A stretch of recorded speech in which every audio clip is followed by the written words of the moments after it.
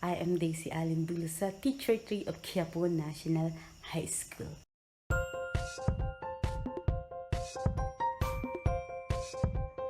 Creating Ethernet cable, straight-through cable, and crossover cable.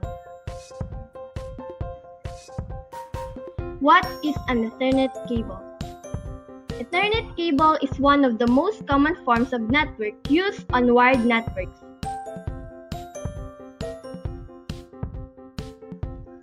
There are two types of Ethernet cable, straight-through cable and crossover cable.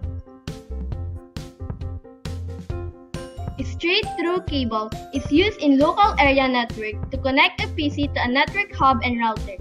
Crossover cable, on the other hand, can be used to connect two network devices directly. How to make an Ethernet cable? The following are the materials in making Ethernet cables. First, Ethernet cable category 5E standard wire for cabling. Second, RJ45 crimpable connectors.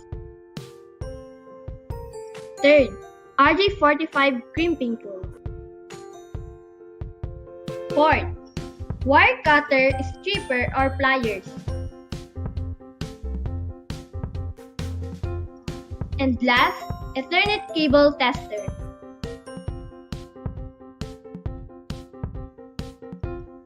What are the procedures in cable fabrication?